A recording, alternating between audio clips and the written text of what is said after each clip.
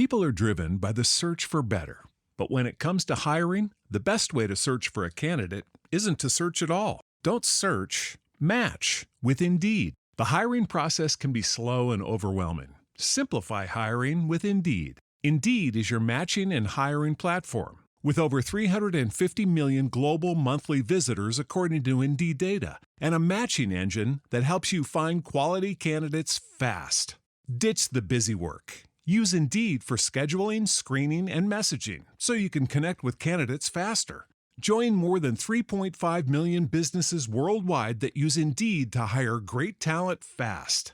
Listeners of this show will get a $75 sponsored job credit to get your jobs more visibility at Indeed.com/PODKATZ12. That's Indeed.com/PODKATZ12. Terms and conditions apply. You're listening to the Archaeology Podcast Network. On today's show, we talk about an ancient synagogue, You're listening to the Archaeology Show. TAS goes behind the headlines to bring you the real stories about archaeology and the history around us. Welcome to the podcast. Hello and welcome to the Archaeology Show, episode 231. On today's show, we talk about an ancient synagogue, Civil War soldiers, and a Greek cult center. Let's dig a little deeper into those pronunciations. You're not leaving that in.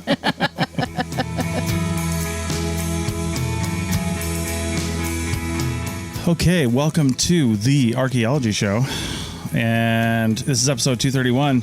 And I just want to say, last time I said we were going to have video, but it turns out our hosting service that does the video for us and does the post-processing so I don't have to, doesn't like it when you pause between segments, apparently. Yep. And Rachel's was off by so much that it says hers was off by 2 seconds, and I would have had to download the tracks individually, do all the processing myself, and I just literally didn't have time for that. So, yeah, no video on that one. But we're recording video again now, and hopefully we've learned our lesson and that won't happen again. So, yeah, we're still dealing with, like, kind of shaky internet a little bit, which might be playing a role here, so hopefully it'll be okay, but we'll see. But we've got a plan that should fix it, so to speak. So otherwise, the audio is always there and always solid. So thanks for listening on that. Yes, for sure. Yes. Yeah. And thanks for new subscribers, too. I like to think they're due to this show because we have so many good listeners, but we've had a few of them this week, and we always appreciate it. Yeah. ArcPod not? ArcPod yes. ArcPod no. ArcPod net. ArcPod please. ArcPod maybe. I think I see a new t-shirt. ArcPodnet.com/members if you want to join everybody else and participate in the conversation on the back end and get access to all of our bonus stuff like the underwater archaeology cultural share event we had last week. Yeah, so cool. I love underwater archaeology, probably because like I always want to be an underwater person, and then like I'm kind of not an underwater person because like I can do a little bit of snorkeling, but like that's about Are you saying that? Are you just saying that because we watched the documentary on mermaids on Netflix, the series? Right. We totally watched that. I cannot do that. I would not want to do that. It looks kind of terrible, but also like kind of awesome at the same time. And no. So I like underwater things from a video and photo standpoint. Right. Yeah. All right. Well, we are podcasting from the northern Pacific Northwest, not too far from Canada, but Canada's sending its love via smoke and, poor air quality down this way. So thanks for that. But, and also so sorry about all the fires. I know it's freaking horrific up there and everywhere, really. Like we were going to go to North Cascades National Park, but the park has a big fire going on and you can drive through, but you can't really do any hiking or anything. So I wouldn't say it's kind of a bust up here. We're going to try to go do some other stuff while we're here, but definitely the fires are putting a bit of a damper on our Northern Washington visit. But at least we're not on fire. So hopefully everybody out there is doing well and surviving it all. Yeah, a year ago we were up in BC and we went through Kelowna and stayed there a couple days. We did. It was beautiful. And, it was really nice. And Kelowna's got some big fires like right at the edge of town. So, yeah. It's such a gorgeous country up there. So it's just so sad to hear that all the fires are happening. But that is global warming. That is the world we live in, right? So, indeed. Yeah. All right. Well, we've got some news stories for you. And the first one is about a synagogue unearthed in Russia. And it might be one of the oldest ones outside of Israel that's ever been found, although there's some people, of course, that don't agree with that. Not everybody is convinced. And that is the title of the article, is that last sentence, but not everybody is convinced. And there's some good reasons to potentially not be convinced. So basically, archaeologists in southern Russia say that they have discovered the ruins of a 2,000-year-old synagogue. Yep. Synagogue. Synagogue is what they played at the synagogue. Yeah. They say that analysis of marble tablets and inscriptions indicate that the synagogue dates to the 1st century BCE. Yeah. So that would be quite old. It would predate the Second Temple of Jerusalem by over 100 years. And that's the one that was destroyed by the Romans in 70 CE, which I think we talked about in an episode not too long ago. We'll try to find the link to it and link there. But yeah, that is something that is sort of like the hallmark of early Judaism, is those temples that were in Jerusalem. And this one would predate that by quite a lot. Yeah. And it seems like, I mean, I didn't even know that there were synagogues and people practicing this faith that long ago outside of Israel. Yeah. Right? I had no idea. And that's what makes this so unique. If it's true, if it's accurate, if everything they're reporting is real. And that's why there's some pushback and some criticism, because there hasn't been a peer-reviewed paper yet. So they haven't, other researchers have not seen the evidence yet. All they're doing is saying that they have some inscriptions, which is fine. And that could be true, but it hasn't been peer-reviewed yet.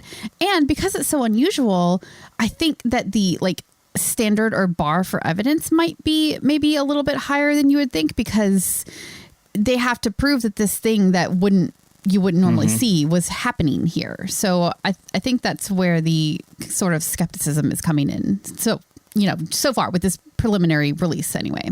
Yeah. And take a look at the article in the show notes, because there's actually some really good pictures of the excavation. There is. Yeah. It's really well done. And actually, it's shock. I don't know what Russia really looks like, to be honest with you, but I wouldn't imagine this. I don't know why, but you can't really see much of Russia, but yeah. This is along the Black Sea, I think. It's located a few miles east of Crimea on the Taman Peninsula in southern Russia. So it's almost a little bit more like Middle Eastern in feel. Yeah. It's kind of deserty almost. And you can see that in the photos too. It sort of looks like what you would think in that kind of arid environment. And the excavation that the synagogue was found at is the Greek colony of Phanagoria. Yeah. And Phanagoria was established by Greek refugees from the city of Teos, which was on the west coast of modern-day Turkey, but it was sacked by the Persians in 540 BCE, and those guys fled and set up this new colony near Crimea. So that's why the people were there and when they got there. I mean, I know that's southern Russia, which is not that far from Turkey. No. But, man, what a distance to go to just escape that. Just to get away. Just to get away and go somewhere else. Yeah, it makes you wonder why they went that direction. What were they forced to? Was it a choice specifically because they knew something about the area? Who knows? I don't think they have answers to that kind of question yet. So, yeah, the excavation was conducted. Excavations have been conducted in the town since 2004. And interesting thing how this is being funded. Yes, it's very interesting and must be talked about here for sure. It's being funded by the Velno Dello Foundation, and that's a Russian charity, and it's funding all of the Phanagoria excavations. And that foundation was founded by Russian billionaire industrialist Oleg Deripaska. Yes. And he is currently accused of violating U.S. sanctions and, not playing well with others. So yeah, I actually looked him up. He refutes these allegations, obviously, because they always do. Yeah. But what he's accused of is basically smuggling or helping to smuggle his pregnant girlfriend into the U.S. so that she could give birth in the U.S. Right. And I guess get all of the baby would get all of the protections and such of being a U.S. citizen in that case. He's not the only one to have done something like that, but billionaire, you can probably get away with it. Yeah, and it sounds like this was, well, I don't know when this happened. I didn't really look that deeply into it, but with the the war in Ukraine and everything, the U.S. is just not putting up with that kind of behavior from Russians anymore. So that's why he's been accused of the violating the sanctions or whatever. So anyway, yeah. So great guy, but I guess he also cares about the archaeological history of Russia. Yeah. Or maybe he likes the notoriety that comes along with it. Or maybe not notoriety, but the fame, I guess. I don't know. You can be an oligarch and an industrialist and still like history. And also care about history. Yeah. For sure. You can. And I guess like when you're trying to get work done, the thing that I worry about is what kind of pressures are being put on the people doing the excavations to have certain, come up with certain outcomes. Yeah. Like maybe they're saying that the site is as old as it is because they're getting pressure to say it. Right. I don't know. And maybe that's where the skepticism is coming from Jewish archaeologists or archaeologists that specialize in Jewish history. So I don't know. There's a lot of political stuff here that could be happening in the background. But the thing is, that's interesting about that is it's not disputed that it's a synagogue. It's got the right shape. It's got all the normal stuff you would find. There's a menorah, carved into marble. I mean, this is clearly Jewish. Clearly a synagogue. A synagogue. Mm-hmm. It's just the date that they're disputing. Yeah. And they're not sure that it dates back to that old. But, I mean, it's still pretty old, though. It is. It definitely is. Because there's at least one reference to this synagogue specifically at a different city or a different site entirely that is also on the Black Sea. And that reference dates to 41 CE. Okay. So it's sort of like an independent corroboration sort of it being the synagogue and what it is, So I guess there's that. But at Phanagoria itself, there is another inscription that the spokesperson for the Volney Dello Foundation, Ruben Bunyatyan, Banatian, sure. I don't think it's Bunyatyan. God, I'm so bad with pronunciations. I don't think it's Bunyatan either, but either way. Yeah. Anyway, Mr. Bunny. Wow. So they say at Phanagoria they have found another inscription that dates to 16 CE, which is pushing it back even further, although still not as far as they're saying that it is in their release. So they basically just haven't shared the actual documentation of why they're saying that this is 100 years earlier than the inscriptions that we know about. So well, I would imagine it would be a little bit before the inscriptions because it's not like they got there and carved something in and say, we got here at this time.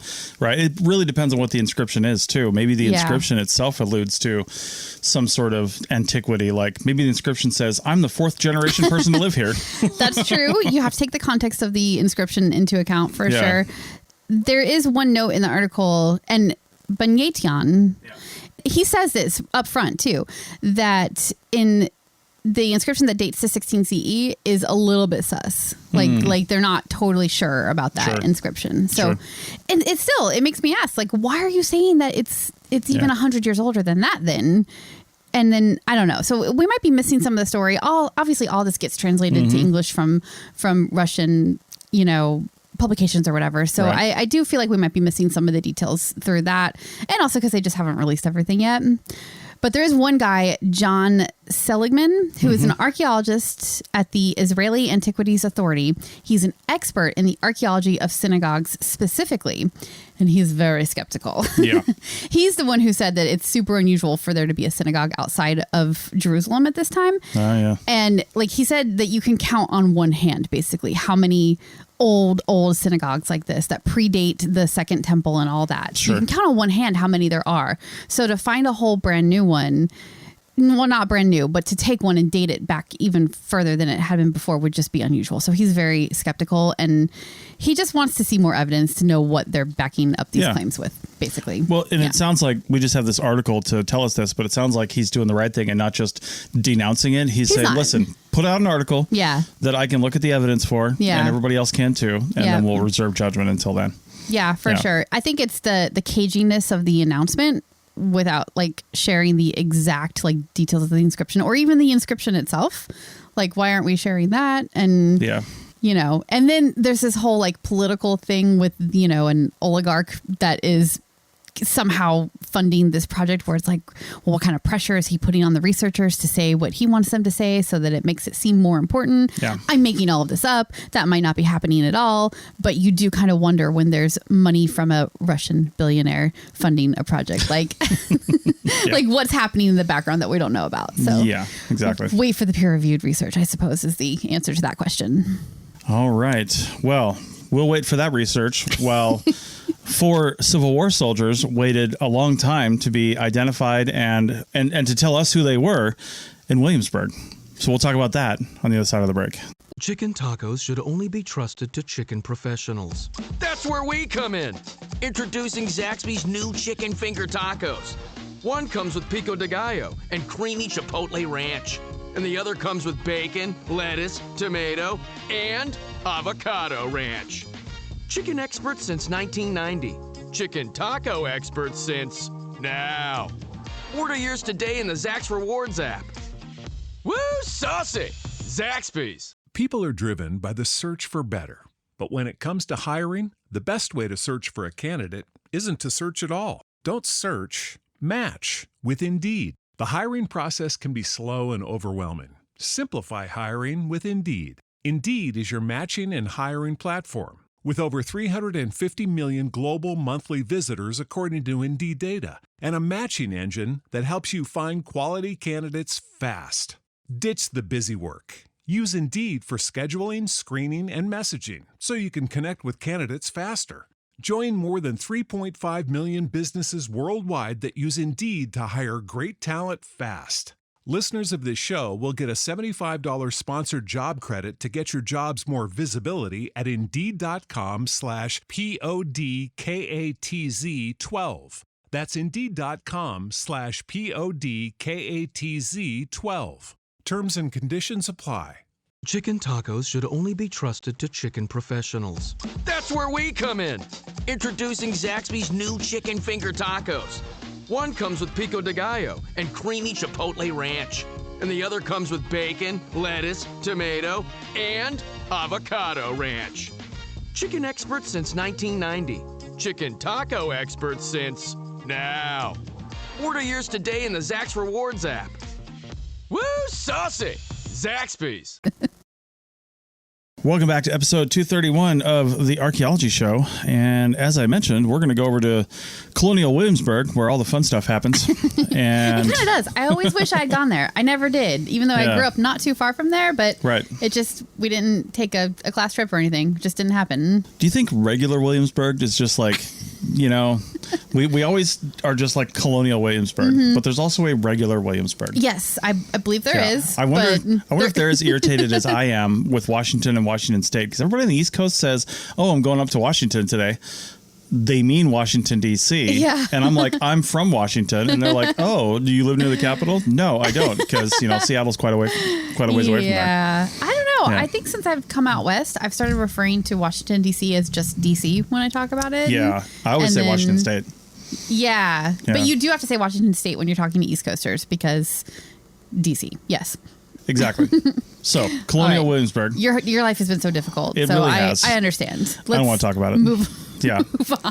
So anyway, last year, some researchers found the remains of 4 Civil War soldiers in Colonial Williamsburg. And at the time, they figured they were soldiers that fought at the Battle of Williamsburg in 1862, but they didn't know who they were or what side they fought for, because that's really kind of sketchy to me, because why weren't they in either A, some sort of uniform, and I know not everybody had uniforms, but at least some sort of clothing that may have identified them as far as north-south goes, maybe even just the style or type of clothing. Yeah, they addressed that. It was just the items that remained, because these were skeletal remains at this point. So what remained was just not identifying. Everything was gone. Yeah. So I think there probably were bits of things, but it wasn't enough to tell you. Buttons? Nothing? It doesn't sound like it. Well, no, that's not true. There were buttons, but they were just too generic to say whether or not they were Confederate or Union. Right. You know, only the generals and stuff got the big fancy buttons that were identifiable as, you know, one side or the other. These are probably just like foot soldiers, right? Like they showed up and, you know, died for their efforts on that day. So they didn't have a special uniform. Well, one of the good things churches have done is keep meticulous records. Yep. So, and the ledger of a local undertaker and several other historical sources that they were able to find identified the soldiers as Confederate. Yes. So. Yeah, and that was in part because the church records that they had showed that the church was used as a Confederate hospital after the battle. Yeah. So I think that was one big clue that was like, well, they're buried near or in association with this church, so probably they're also Confederate. But then they were able to find some other records as well, and that's where they sort of came up with that conclusion. And the remains included 2 complete skeletons and 3 amputated limbs. So That's like only parts of one of the guys? Well, I was if you only have 2 complete skeletons, you can't say 4 people were buried there. I think they were using a MNI, which is minimum number of individuals. Sure. Probably when you have a burial, that's how you always determine how many people were there. And to determine MNI, you pick out a distinctive piece of bone and then you count how many of those you have. So it's a little different when you have full skeletons too. So they probably are like, okay, we got 2 full skeletons over here. That's person 1, person 2. And then we have 3 limbs, and either they use MNI to say that there was at least 2 individuals here because that's the best they can do. Right. Right. And that's how they come up with the 4. Or maybe they were able to do some like genetic testing and it was like a double amputee situation, right? Like maybe somebody lost 2 limbs and they know that it's, but that's guessing. But the point is, maybe they just threw the limbs into the grave and the person walked away. Oh, for sure. That's entirely possible. Yeah. But all you have is the limb, so you don't know. Sure. Well, we got the church records that say, nope, they were buried here somewhere. They at least died here. No, they don't know that for sure. These were just amputated limbs. So, but with the church records that identified them, I thought that said that they were... I think that was more for the 2 full skeletons. They can't really say much more about the limbs themselves. Sure. Unless they can tell who the limb was removed from based on the hospital records. But I think that they are focused more on the 2 complete individuals. Well, yeah. One of the things they could tell from these remains was that one of the skeletons was found with a bullet in his spine, so he wasn't doing super great. And they're not saying for sure that he died from that, but it sounds like it was probably a fresh wound. And I would guess it probably is what killed him. Full paralysis, you'd probably want to die anyway at that time. Right. Yeah. Another one had a bullet lodged in his hip, but that one was partially healed with bone growing over it. So it could have been an older injury, either from the Civil War or even an older conflict. Yeah, it could have even been before that. They couldn't really say how old that previous wound was. Yeah. So, and then one of the other limbs would have been shot in the foot. Yeah, one of the amputated limbs was shot in the foot. So obviously that would be the reason why they removed the limb. And then the question is, did he survive? Right. How long did he survive? Like when you think about an amputated limb, once you separate it from the body, like that person could have gone on and lived for another year, but then died from complications of the amputation, 400 miles away or something like that. And you would never be able to connect those 2 back together. So it is kind of interesting when you think about it, when you're dealing with amputated limbs, like how do you quantify that? Because the person didn't necessarily die. Yeah. Yeah. That's crazy. And the other crazy thing is, aside from a toothbrush, a snuff bottle, copper buttons, which apparently are unidentifiable, a belt buckle, one of them had 2 gold $1 coins dating to 1855. Yeah, and there's a great picture of them in the article too, so it's really cool. Well, and that's another interesting thing to me too. Currency is always so, localized. And I know in 1855 we were still one country, but I'm shocked that there's no sort of identifying marks on the currency either that would have said this is Confederate. Or not, they weren't Confederate at the time, but that said maybe this is minted somewhere that would identify them as getting it there. But if you think about it, like just because the coin came from somewhere in either the North or the South doesn't mean that the soldier you find it with is from those places. Well, sure. They could have picked it up from a body on the battlefield. Yeah. The one thing with this though is, and I thought this was super interesting, is that these coins were likely sewn into some kind of secret hidden compartment, and it was meant to be like an emergency money kind of thing. Sure. Because if it was just in their pocket or whatever, then, or in a bag, it would have been taken. Yeah, it would have been stolen for sure. So, so probably it belonged to the person and they sewed it in there specifically, probably before they even left home to go to the war. So, but still, that's not necessarily true. It could have been, they found it on the battlefield and sewed it into their pants so that it wouldn't get stolen, like there's just so many reasons why they might have it. So you can't draw conclusions on the coins themselves. Right. I think it would probably be best to like do DNA analysis or something on the bones, right? To like really get a handle on who these people are. But I don't think that they've done anything like that yet. Assuming their descendants have DNA in some sort of that database. They can, yeah, true. But like the genetic or the genealogy stuff that is going on with crime today could probably be done on past burials as well. Sure. If they have descendants, like you said. So yeah, and if it's not degraded enough and contaminated enough. There's so many like factors there. And if you have the budget for it, it's not cheap. Oh yeah. It's quite expensive. So I don't know, 23andMe is like $100. Can't you just send that in? Send in some bone fragments? It's a little bit more complicated than that, but are you supposed to like spit into a cup for that? You could just like run the swab on a piece of historic bone, see what happens. I don't think it works that way. 23andMe comes back and says, "Are you 148 years old?" That's not quite right. No. So just a little bit about the Battle of Williamsburg itself. It took place on May 5th, 1862. And it was basically during the Union campaign to capture Richmond. Mm-hmm. And there was kind of no clear winner here because there never is in war. I know, right? All these people died and like there's no clear winner. Yeah. Great. What'd you die for? But the Confederates were basically retreating at this moment, and the Union Army, started engaging the tail end of the retreat. Yeah. And so those guys held them off while the rest of the Confederates were able to fully retreat beyond Williamsburg.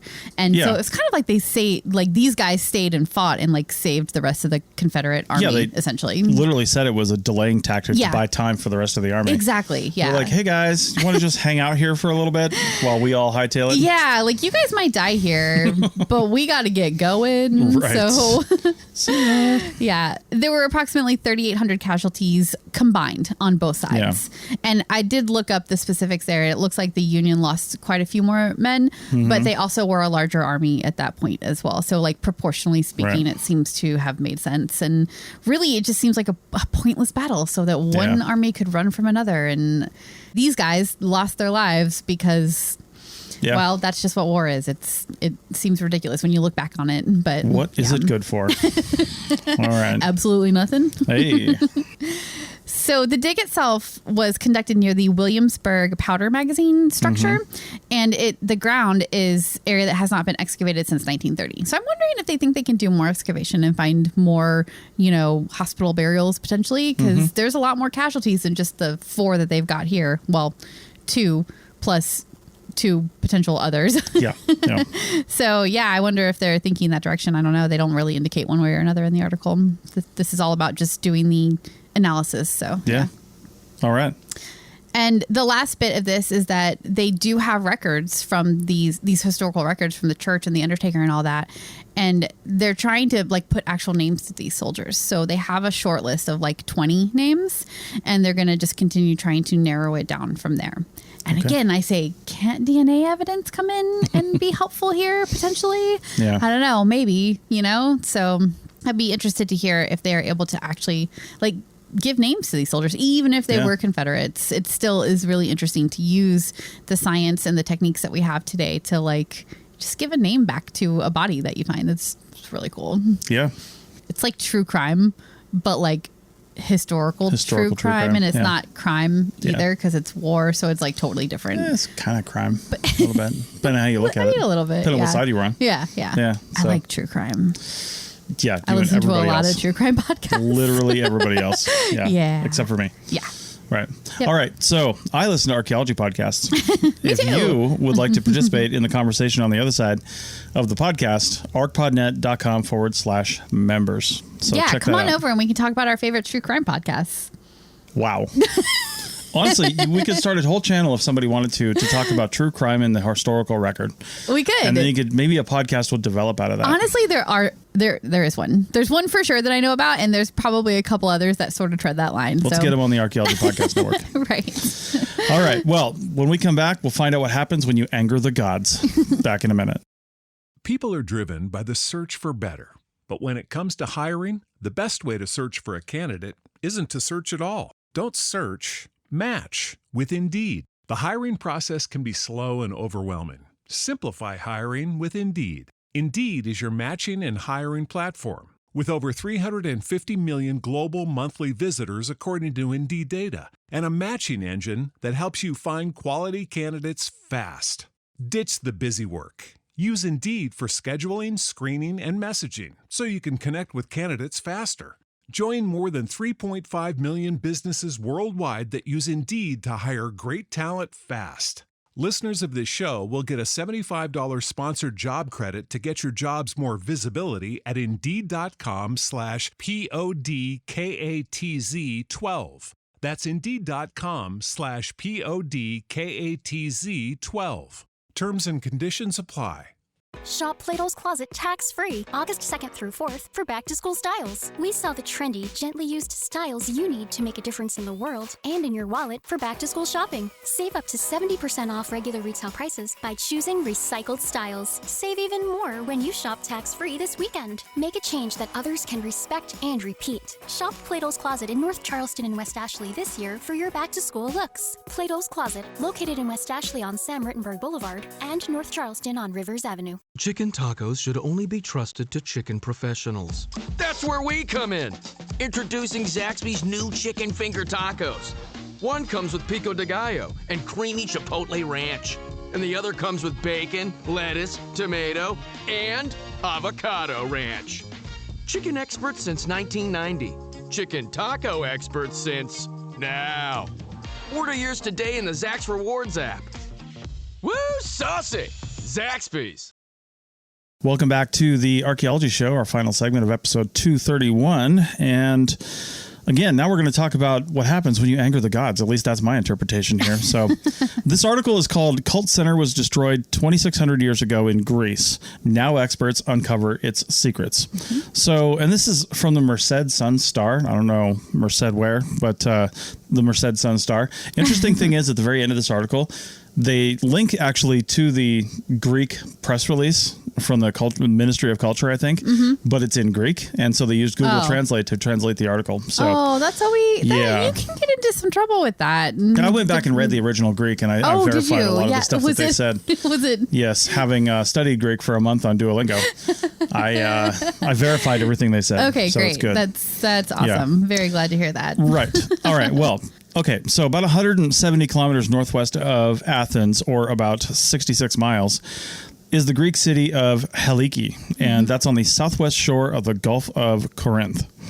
And about 2,600 years ago, it was destroyed by a massive earthquake, which caused a massive tsunami that buried the whole thing in sediment and its own self. Like Pompeii style? Like, were there people not there? A volcano. Okay. Oh, yeah. I'm sure there were. Like, people just fully covered and gone. Wow. No, they're not talking about that in the article because this wasn't volcanic ash, and there's a pretty decent chance that, none of the remains are intact. Oh, yeah. It's not super great for preservation. Also, it was an earthquake, and I don't know how long after the earthquake the tsunami happened, but the earthquake, it sounds like, destroyed a bunch of stuff, and a lot of people got out, or at least got away. Yeah. But then again, I also don't know how impactful the tsunami was. How far inland did it go? What really happened? Some tsunamis, you don't picture a wall of like 40 feet of water. A tsunami can just be a rapidly rising tide that goes 15 feet over stage. Basically a flash flood, but from the probably ocean, more epic. Or the Med in this case. Yeah, exactly. Or the Aegean Sea, I guess. Yeah. So anyways, or the Adriatic, not the Aegean. So is that right? Yeah, the Aegean's on the other side, I think. Yeah, the Adriatic. Because we're going on an Adriatic cruise, which is on this part. Terrible with I know we geography. are gonna wave to this island as we go by to Croatia from Athens. That's right. Yeah. So totally. Anyway, they've known about the city for some decades and have excavated other portions of it. But new research in the summer of 2023, which just got over like a month and a half ago, has uncovered the remains of what they're calling a cult center. That's not an abbreviation for cultural. They're calling it a cult center, which is an interesting word. And I think that's part of the Google Translate, because this really is a temple to Poseidon. And it would have been some sort of religious temple. But I'm thinking whatever the Greek word is for that, they just translate it to cult. Yeah, I'm like, would we call that cult, or is it more like ritual? Our favorite word? It is ritual. Yeah. So. Yeah. But anyway, previous excavations revealed an arched temple that dated to between 710 and 700 BCE. There was also a brick altar that dated to 760 to 750 BCE. Okay. For this current effort, though, 2 other buildings were excavated. The first dates to the 8th century BCE and had pressed soil floors, so really just like hard floors. Yeah. And a 60 to 65 foot long wall. Okay. Yeah. So interesting thing is, I'm pretty sure that's accurate because I saw another article that also used Google Translate, and it said 60 to 65 foot high wall. And that's a very different thing. Oh, that is very different. Yeah, I'm willing to bet the wall was not 65 feet high. No. Yeah, so that would be a fortress. Right. If you had a wall that tall, right? Now we are talking like a 2-story building here. There are some reconstructions of it. So I guess it could be. Yeah. Yeah. That's another thing. This article has some really great, fantastic pictures of all the things we're talking about here. Oh yeah, totally. Yeah, and there's some really cool stuff. Yep. So anyway, the building seems to have been used in 3 different phases. You can usually see either different construction techniques, or you can see where one part of a wall was maybe repaired or something was added onto it. It's usually pretty obvious. Or floors too. Like you'll have one floor on top of another, and then you just go through one and you find another one below it. So probably something like that. Now, the second building is temple-shaped. I'm glad that was really easy to identify. Temple-shaped. Stone foundation. What is temple-shaped, though? Like, I mean, Greek temples probably have a shape. I guess they do, probably. Like, yeah. So we'll have to study what temple-shape means before we go over there. Dates to the 7th to 6th century BCE. Okay. That one was filled with light pottery. Again, Google Translate. Light in color or light in weight? Know. Or... Yeah. Maybe a little amount of pottery? Yes. Some pottery? Some pottery? Yeah. Okay. So, and it says... Beware the Google translated articles, I think, is one of the warnings we're giving people here. Right. Although they still have really interesting information. So, yeah, there's some good stuff use here. your judgment. Yeah. It says in the article, again, that it dates to the Archaic era, which in that part of ancient Greece was about 800 BCE to 479 BCE, which does jive with some of the other dates. Is archaic a word that they use to describe Greek prehistory? Maybe I hadn't really heard it much. I haven't Usually either, it's like Bronze Age or whatever. Okay. I mean, this was... Yeah, I'm just wondering if that's another weirdness in translation that they use that word, possibly. Yeah. But yeah. Well, they also cite in the Merced article that they got that information from the World History Encyclopedia. Oh, so maybe Archaic era was mentioned, and then they looked up the dates. Yeah. Okay. So all right. I don't know. Yeah, and you know what? It's entirely possible that they looked up some other Archaic era. Like, is that actually the Archaic era in Greece? Did they do the right one? Yeah. So. Anyway, they also found clay figurines, a bronze snakehead, and another bronze figurine, which is presumed to be a dog. It's actually super cool looking. It's so cute. Yeah. I love that one. It's so adorable. I know, it's definitely worth checking out. It's like 5 centimeters tall, about 7 centimeters long. It's like got a weirdly skinny waist. Like a greyhound. Yeah, like a greyhound. Yeah. So, and that actually could, be something artistic, or it could be an indication of the types of dog they have. I mean, a greyhound really does look like that. It's got a big chest for a greyhound, yeah. And a really long neck too, which doesn't seem right. But it's also got like an elongated snout, which a greyhound does have, right? Yeah. So it's interesting. Yeah. And it definitely has that like typical sort of almost like blocky Greek style that you see in a lot of figurines and shapes from there. So that definitely makes sense. Yep. They also found a clay wing that belonged to a depiction of a mythological figure. And again, the pictures are super cool. There's no scale on that clay wing, though. I wish there was. Yeah, and I wonder how big that is. I wonder if it was like part of a pot or a decoration or what. And they say clay wing. I mean, this was clearly fired. Yeah. So, but it's not pottery in that sense, but it is. Right. But it is like it's fired clay. Yeah. But what was the intention? Was it something to be used? Was exactly. It's not saying, or it just didn't translate well and we don't know. Yeah. So just east of the buildings, they found artifacts dating to the 8th and 9th centuries BCE. And this apparently, to the researchers that know what's going on there, confirms the use of the space for religious purposes as early as 850 BCE. So they mean the whole area. They're kind of attributing this to the whole area. Okay. And they know pretty conclusively from some of the artifacts that were found that this temple was the deity for this temple that they were, I guess, honoring or worshiping was Poseidon. Yeah. Yeah, which is funny given how so the area frequently flooded. Yeah. Poseidon and was ultimately destroyed by a tsunami. Poseidon. Like what is the irony there? Like a seafaring, not seafaring, but a community that lives by the sea, which a lot of Greek communities live by the sea, if not most of them. I mean, there's an inland Greek societies, but let's be honest, most of them live by the sea because there's so many islands and stuff. And they worship Poseidon and then die by tsunami. Yeah, I think it's just that if the sea is such a huge part of their culture, their daily life, they're getting their food from there, everything, then I guess it makes sense to worship, a sea god in that case. But and this is the kind of thing that reinforces religion too, because I'm sure they had, after every flood, they had some sort of sacrifice or honoring or something like that to say, please, Poseidon, don't do that again. Don't do it again. Yeah, unless it was like, I doubt this, but unless it was like the Egyptian floods where they actually welcomed them because the Nile flooded every year and fertilized all the soil and allowed their crops to grow. Yeah, but they knew how to manage those floods. Exactly. Like they had a plan for that water, and and I have no doubt that the Egyptian pharaohs were like, I made that happen because I honored the gods. Right. So you honor me. Yeah. Because they were gods to everybody else. But anyway, and then destroyed by a tsunami. Anybody that survived this or knew what was going on there, which there probably was a ton, there's lots of people around, they would have been like, oh, so those guys,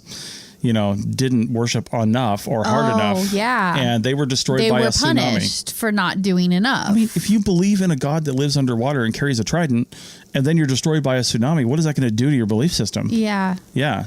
Well, but it's like the same thing with modern religious beliefs and not to offend anybody who is religious, but like you have somebody who dies tragically in your life.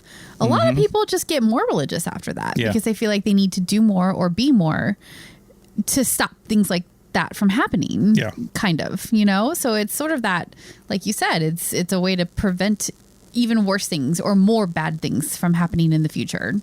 Well, you always hear about temples that worship the ancient Greek and Roman gods and in other places of the world, but these guys in particular.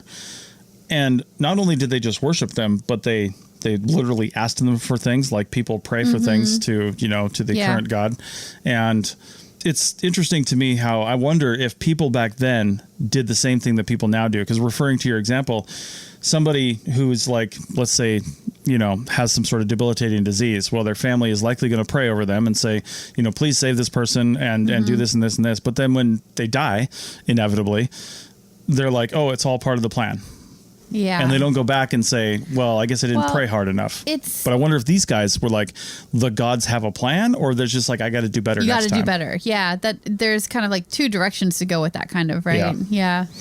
So. Yeah. Who knows? I mean, do we know like how the Greek people worshipped or prayed to their gods? I don't know if we really have a great idea about that. I'm willing to bet somebody knows, because they were still worshiping, the Greeks and Romans were still worshiping their gods well into Christianity. Yeah. Because Christianity didn't just come through. And I mean, the Romans specifically killed Jesus Christ. So, And we have all the like written documentation from that time period too. Yeah. So there's a lot of history written there. So somebody probably knows. Yeah. We just don't know. Yeah. Yeah. Well, anyway, there were artifacts depicting Poseidon, and associated with those artifacts were others, including bronze figurines, clay chariot wheels, bronze buckles and pins, iron weapons, and a piece of golden necklace, which was pretty cool. Fancy. That is a really a rare piece of gold that they found, according to what they said in this area, that you just don't find that kind of stuff. Apparently, evidence of a second deity was also found, but not much was mentioned about that. So maybe, I don't know, maybe some stuff was just laying around, somebody brought it in, or was there actual worship? There's only one temple. Yeah. So I don't know what was going on there. There could have been like a secondary, god that you would also... Right. There's always somebody, right? There's always somebody else you need to do something for in order to get your life in order when you live in that kind of a society. So, yeah. Yeah, and they mentioned, too, that the fact that they just kept rebuilding in this area and continued to use the spaces, even though it flooded a lot, just indicated that they had some sort of cultural or familial connection or something to the area that made them not want to leave, right? They're just like, well, that sucks. Let's just rebuild and move on. Or they just, Poseidon would let them go. Maybe he just literally said, no, you're not going anywhere. I wonder if the area was... if the risk was worth it. Like, was the area so good for farming or so good for whatever that they were doing to survive? Was it just so good that the risk was worth it? Well, or did they feel like they had to keep trying because of the whole Poseidon connection? I know why they did it. Why? There were evidence of grapes found. Oh. Grape skins specifically, pointing to the importance of wine used during rituals. And they're specifically pointing the wine to the rituals because it was found in the temple area. Yeah. But, I'm thinking somebody just had a really good wine cellar. They had all their vineyards and they just didn't want to leave that stuff. Yeah. Right. So maybe, I don't know. Who knows? Anyway, that's really interesting. I'm hoping to really see some cool stuff like that when we go to Greece. It's going to be interesting because that kind of stuff's like everywhere. Yeah. Just to be somewhere that has, 2,600 years of a built environment. And, not to begrudge anything Native American in this country, we have history of Native Americans going back 10 to 15,000 years where we're sitting right now. Yeah. But the problem is it's all pieces because they didn't live until much later. They didn't live in structures that we can find evidence of. Yeah. Now, up here in the Pacific Northwest, there's longhouses, there's pit houses, there's all kinds of stuff, and we have evidence of those and can excavate those going back several hundred years. But it's wood. Yeah. In a wet environment. It just degrades away. Yeah, so it doesn't last. And to be able to see foundations and see walls just adds that much more realism to it and allows you to put yourself in that environment. Yeah. And it's really cool seeing stuff that's that old and still, I mean, for the most part, relatively intact for what it is. Yeah. I mean, I know that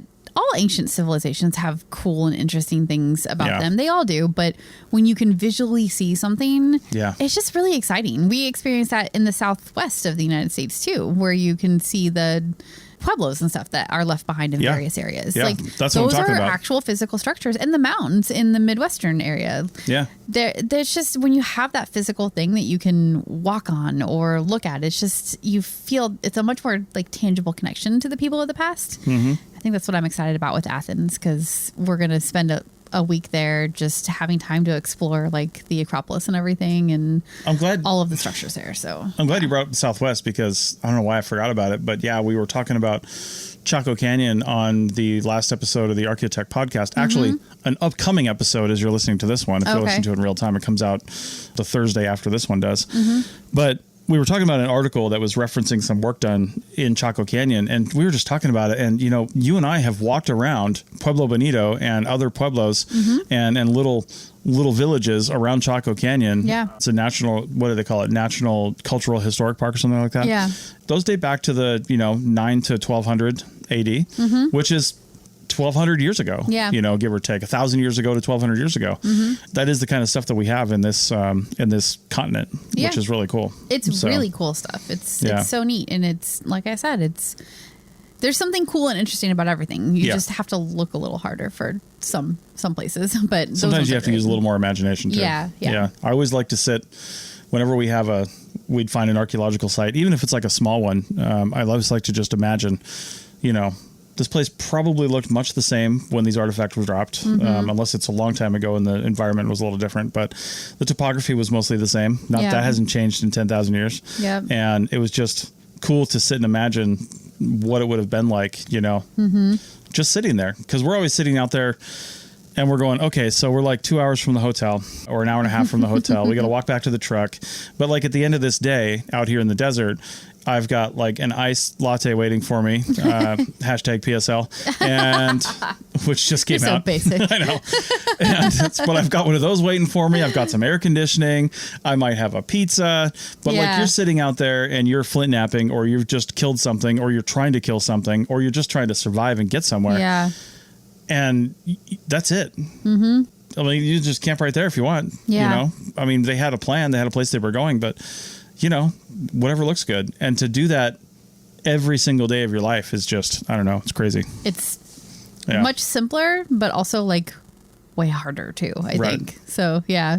We're watching through The Walking Dead. Yeah. We never watched it. No, we didn't. We're one of the few that missed it. And I'm just like, I have no sympathy for these people that are camping out in the trees in the forest, because most people are dead. And there's so many buildings to just go into. Thinking about prehistoric people, they know buildings they could go to. Yeah. Maybe a cave here and there, but depending on where you're at. Like a rock shelter that they knew about from before that they could go to. But these Native Americans, they were masters of their environment, right? They figured it out. And these crazy Georgians, mostly, that just are just like complaining 2 years into a global, I guess it would be a pandemic technically, where most people are dead. And the ones that aren't are trying to kill you anyway. I mean, so many houses you could just go and board yourself up into. Yeah. And the only thing you got to worry about then is other humans. So that is the problem. All right. All right. Well, that went a little sideways there at the end. So. All right. So that is it for the pop culture happy hour archaeology show. So anyway, we'll be back next time. And I'm not going to say what we're going to talk about, but I hope we get the research done on the one thing I want to talk about. Let's just say that. Okay. Yeah. We'll try. Yep. See you next week. Bye.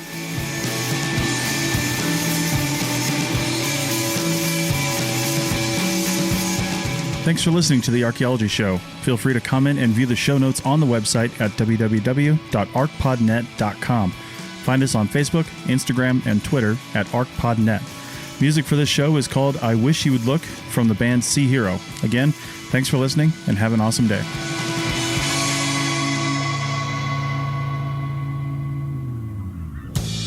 This episode was produced by Chris Webster from his RV traveling the United States, Tristan Boyle in Scotland, DigTech LLC, Culturo Media, and the Archaeology Podcast Network, and was edited by Chris Webster. This has been a presentation of the Archaeology Podcast Network. Visit us on the web for show notes and other podcasts at www.arcpodnet.com. Contact us at chris@archaeologypodcastnetwork.com.